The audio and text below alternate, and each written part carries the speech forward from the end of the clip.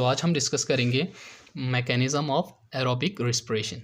तो mechanism of aerobic respiration की बात की जाए तो इसमें बहुत सारे फेसेस आते हैं, लेकिन उससे पहले हम ये देखेंगे कि एरोबिक रिस्पिरेशन है क्या। ठीक है, अब इससे पहले वाली जो लेक्चर में हमने डिस्कस किया था एनरोबिक रिस्पिरेशन, तो आज हम डिस्कस करेंगे एरोबिक रिस्पिरेशन। तो एरोबिक रिस्पिरेशन सबसे पहले अगर हम देखा जाए तो ये क्या है, एक कैटाबॉलिक प्रोसेस है। ठीक है, कैटाबॉलिक प्रोसेस में क्या होते हैं, जो बड़े जो मॉलिक्यूल्स होते हैं उसकी ब्रेकडाउन होती हैं स्मॉल मॉलिक्यूल के अंदर। ठीक है, जैसे कि हमारे पास अगर ग्लूकोज हैं तो ग्लूकोज की ब्रेकडाउन होती हैं किसके अंदर, पायरुवेट के अंदर। तो ग्लूकोज हमारे पास क्या है, एक लार्ज मॉलिक्यूल है जिसके अंदर क्या है 6 कार्बन कंटेनिंग मॉलिक्यूल है। और पायरुवेट की बात की जाए तो क्या है, पायरुवेट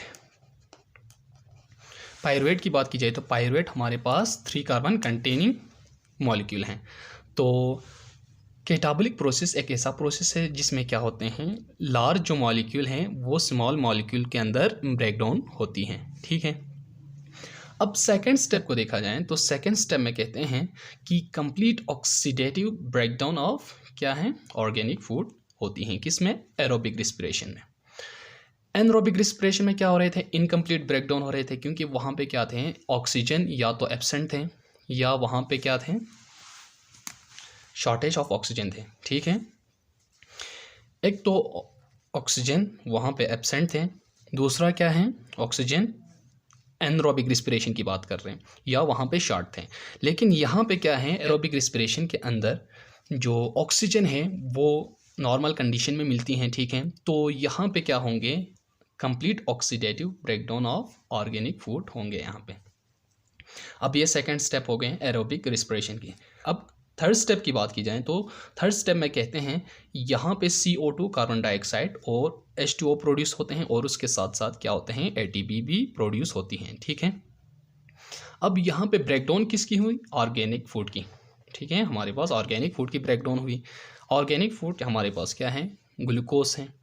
अब ग्लूकोज की जब कंप्लीट ब्रेकडाउन हुई तो यहाँ पे क्या प्रोड्यूस हुए, एक तो कार्बन डाइऑक्साइड, दूसरा वाटर, और उसके साथ एनर्जी भी प्रोड्यूस होती है। ठीक है, एनर्जी एनरोबिक रिस्पिरेशन में भी प्रोड्यूस होती हैं, लेकिन यहाँ पे बहुत ज़्यादा अमाउंट में प्रोड्यूस होते हैं, क्योंकि यहाँ पे क्या हो रहे हैं, कंप्लीट ऑक्सीडेशन हो रहे हैं किसकी, ऑर्गेनिक फूड की।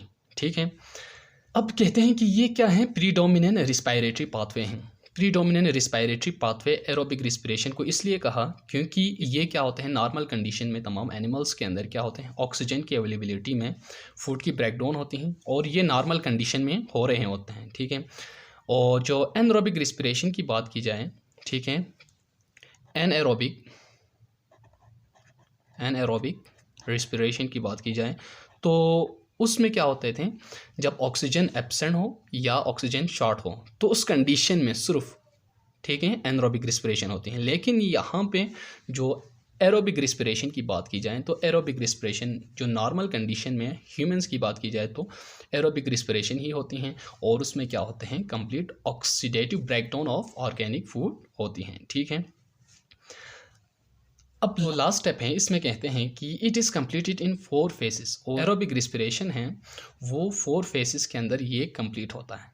ठीक है, तो 4 फेसेस कौन कौन सी हैं, सबसे पहले हमारे पास हैं ग्लाइकोलिसिस, और उसके बाद आते हैं ऑक्सीडेशन ऑफ पायरुवेट, थर्ड में आते हैं क्रेब्स साइकिल, और लास्ट में जो चौथा स्टेप है हमारे पास इलेक्ट्रॉन ट्रांसपोर्ट चेन।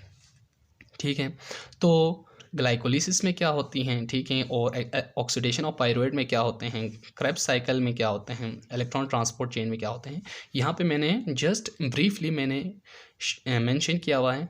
बाकी जो डिटेल हैं हम उसको नेक्स्ट लेक्चर में डिस्कस करेंगे।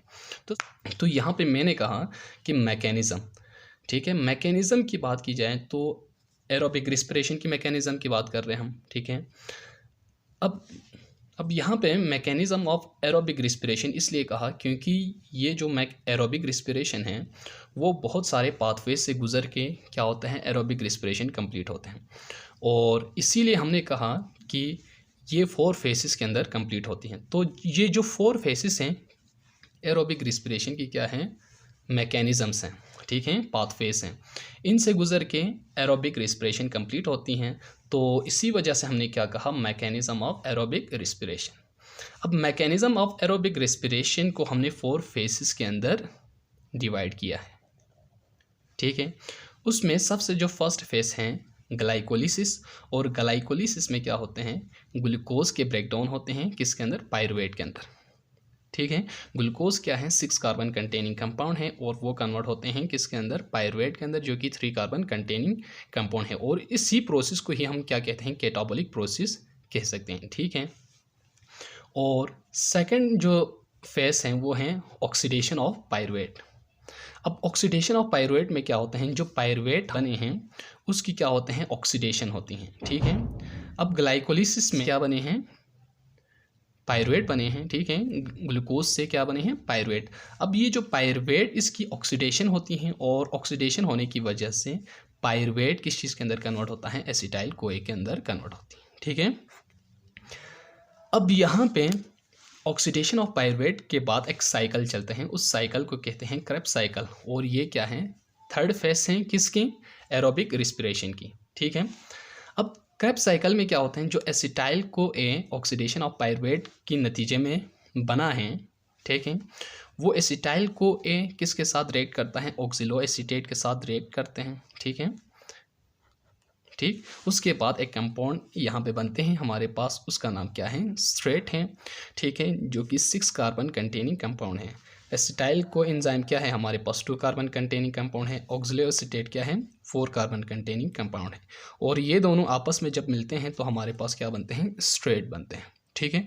अब स्ट्रेट क्रेब्स साइकिल के अंदर ये चलता है, ठीक है। आगे इसके ऊपर फर्दर प्रोसेस होते हैं, होने के बाद क्या होते हैं, यहाँ पे एटीपी की या एनर्जी की प्रोडक्शन होती है। अब लास्ट जो फेस हैं एरोबिक रिस्पिरेशन की, वो है हमारे पास इलेक्ट्रॉन ट्रांसपोर्ट चेन। अब इस चेन, इसको इलेक्ट्रॉन ट्रांसपोर्ट चेन क्यों कहा, क्योंकि इस चेन के अंदर क्या होती हैं, जो इलेक्ट्रॉन की ट्रांसपोर्टेशन होती हैं। अब इलेक्ट्रॉन की ट्रांसपोर्टेशन की वजह से क्या बनती है, हमारे पास एनर्जी बनेंगे, ठीक है, एनर्जी प्रोड्यूस होती हैं। और वो एनर्जी किस फॉर्म में प्रोड्यूस होती हैं, एटीपी की फॉर्म में, ठीक है। तो ये सारा फेसेस चलने का मेन मकसद क्या है, एनर्जी की प्रोडक्शन है। तो ग्लाइकोलिसिस में भी एनर्जी की प्रोडक्शन होती है, ऑक्सीडेशन ऑफ पायरुवेट में भी एनर्जी की प्रोडक्शन होती है, ठीक है, क्रेब्स साइकिल के अंदर भी और इलेक्ट्रॉन ट्रांसपोर्ट चेन के अंदर भी। अब यहाँ पे हमने जस्ट फेसेस को टच किया है, ठीक है, एरोबिक रिस्पिरेशन की। और यही जो 4 फेस हैं वो है मैकेनिज्म किसके, एरोबिक रिस्पिरेशन की, ठीक है। लेकिन 1 बाय 1 हम इन 4 फेसेस को डिस्कस करेंगे डिटेल में, ठीक है। नेक्स्ट लेक्चर में हम ग्लाइकोलिसिस को डिस्कस करेंगे, उसके बाद ऑक्सीडेशन ऑफ पायरुवेट, फिर क्रेब्स साइकिल पे आएंगे, फिर लास्ट में हम इलेक्ट्रॉन ट्रांसपोर्ट चेन को डिस्कस करेंगे। लेकिन मैंने यहाँ पे जस्ट ब्रीफली समरी दिया है किसकी, एरोबिक रिस्पिरेशन की मैकेनिज्म की, ठीक है।